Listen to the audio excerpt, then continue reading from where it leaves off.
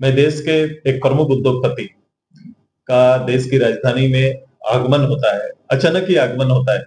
मुख्यमंत्री के साथ समय बिताते हैं और निश्चित रूप से जब उनका आगमन हो रहा है तो मैं और मेरे राज्य की जनता आशावादी उम्मीद करते हैं राज्य के अंदर में कोई बड़ा उद्योग यहाँ के लोगों के लिए सृजन हो आने वाला है या कोई तो काम के लिए कोई पहल करने के लिए आए होंगे। लेकिन ये प्रथम बार मैंने देखा, हम लोगों ने भी राज्य के अंदर में उद्योगपतियों का आना, उनके साथ संवाद, उनके साथ एमओयू ये कल को देखा है।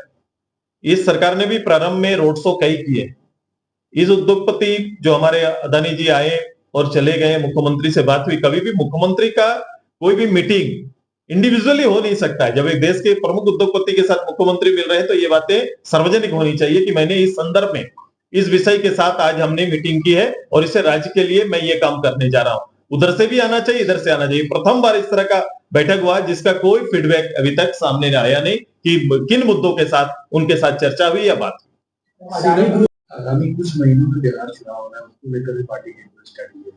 हम लोग नजर रखे हैं बिहार को लेकर भी। ऐसा नहीं कि बिहार में हमारी पार्टी आ नहीं सकती। बिहार के लिए भी प्लान बन सकते हैं। पार्टी के अंदर हम लोग बोर्ड में बैठेंगे तो बात। मैं अभी बहुत गंभीरता से इन चीजों को नहीं लेता, राज्य सरकार की बातों को, क्योंकि इसी राज्य सरकार ने नए फार्मूला लाने का, शराब को लेकर नए फार्मूला लाने की बात कही थी। आज के अखबार और शीर्ष में आपके हेडलाइन में है कि सरकार कोई नई नीति नहीं ला रही है बल्कि उसमें एक्सटेंशन करने की बात कर रही है। इसलिए जो जवाबदेह होंगे उनकी बातों पर गौर करेंगे, जवाबदेह नहीं होंगे तो आपके अखबार का हिस्सा हो सकते हैं पब्लिक से। कभी सरकार के और खासकर पुलिस डिपार्टमेंट, होम मिनिस्ट्री से इस बात रखना चाहिए कि मुझे मेरे अंतरिम संसाधन का अभाव के कारण लॉ एंड ऑर्डर हम पूरा नहीं कर पा रहे। ये बात तो वो कहते ही नहीं है। वो तो पूरा दावा करते हैं कि मैं इतने दिन के अंदर सब चीज ठीक कर दूंगा, कोई शिकायत नहीं आने दूंगा। इस पोर्टल पर आप शिकायत दर्ज करिए, आपका निष्पादन हो जाएगा। सुनील जी, एक आखिरी सवाल, सामने रामनवमी है तो क्या कोई आशंका है आप लोग को कि उसी तरह की परिस्थितियां उस त्योहार में भाई रोज दिन ऐसी घटनाएं घट रही है। पूर्वा जुलूस जो रामनवमी का निकलता है उसको रोकने का प्रयास होता है, कहीं इस तरह की घटनाएं रोज हो रही है। तो ये तो पुलिस का दायित्व बनता है।